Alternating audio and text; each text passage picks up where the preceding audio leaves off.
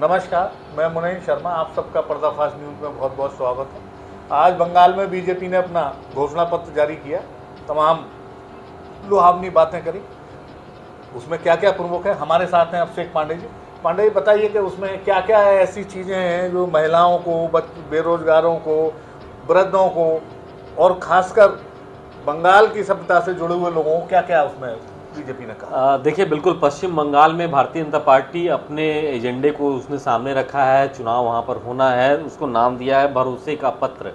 पिछली बार भी हमने देखा था कि बहुत 2021 में जब चुनाव थे तो बीजेपी ने बहुत अच्छा प्रदर्शन किया। एक वक्त तक ऐसा माना जा रहा था कि तमाम एग्जिट पोल्स भी हो सकता है सरकार भी बना ले, लेकिन दूर रह गई थी। लेकिन इस बार भरोसे के पत्र में जो बातें कही हैं वो ऐसी हैं कि ल्यूब्रिकेटिंग है, माउथ वाटरिंग है, यानी पश्चिम बंगाल की जनता के लिए बहुत लुभावनी बातें हैं। अब आप देखिए उसमें क्या क्या लिखा है।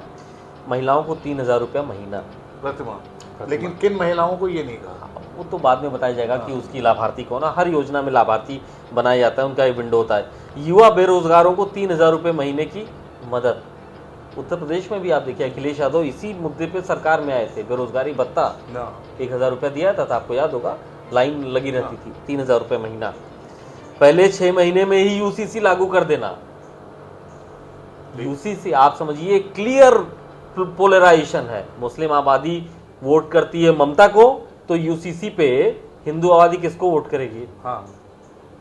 भाजपा इसको अपना फायदा देखती है। सरकारी कर्मचारियों को 45 दिन में 7वां वेतनमान देने की घोषणा एरियर के साथ। पश्चिम बंगाल में अभी भी 6वां वेतनमान, वेतन आयोग की सिफारिशें चल रही। 6वां वेतनमान 8वां आने जा रहा है। तो यानी पश्चिम बंगाल में जो सरकारी कर्मचारी हैं उनको लाभ नहीं मिल रहा है। तो उन्होंने एक सपना दिखा दिया कि हम 45 दिन में आपका वेतन बढ़ा देंगे और आपका एरियर भी आपको दिया जाएगा। इसके अलावा जो तमाम योजनाएं हैं भारत सरकार की, जो पश्चिम बंगाल की सरकार ने लागू ही नहीं हुई थी, जैसे आयुष्मान भारत है या तमाम जो भी योजनाएं हैं, पर ममता बनर्जी ने लागू ही नहीं किया था, उसका उन्होंने वायदा किया है कि साहब ये सब हम लागू करेंगे। आप इसका एनालिसिस कीजिए तो बिल्कुल भाजपा को पता है कि उनका टारगेट ऑडियंस, टारगेट वोटर कौन है, उसको हमको अपनी तरफ लाना है। उसके लिए हम अपनी योजनाओं को उस हिसाब से उन्होंने शेप अप किया, उस हिसाब से बनाया है। लेकिन मुझे जो लगता है जो सबसे बड़ा यह है, महिलाओं को और युवाओं को, युवा बेरोजगारों को, ये जो भत्ते वाली जो बात की गई है, एक गेम चेंजर है। इसमें जी बात तो की जाती है, अब जैसे बिहार इलेक्शन में दीदियों को पैसा दिया गया 10,000 और ये कहा गया कि भाई आप स्वरोजगार करिए, हम 1,90,000 बाद में देंगे, समझ रहे हैं ना। लेकिन वो सरकार बनने के बाद वो किसी को नहीं दिया गया। देखिए सरकार अब ठीक उसी तरह है। अब आप देखिए, अब आप कहेंगे कि आप नहीं, मतलब सरकार, अब आप ये बताइए, यही बोल के हिमाचल में सुक्खू की सरकार बन गई और वहां वेतन देने के पैसे नहीं है।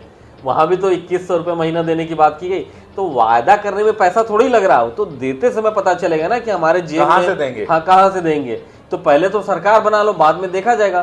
तो इसका मतलब आप लोग बहुत सावधान रहिए। सरकारें और पार्टियां सरकार बनाने के लिए तमाम पार्टियां आपसे लोक लुभावन बातें करेंगी। आपको अपने विवेक और आपको लगे जो विश्वसनीय है उसी के साथ चलिए।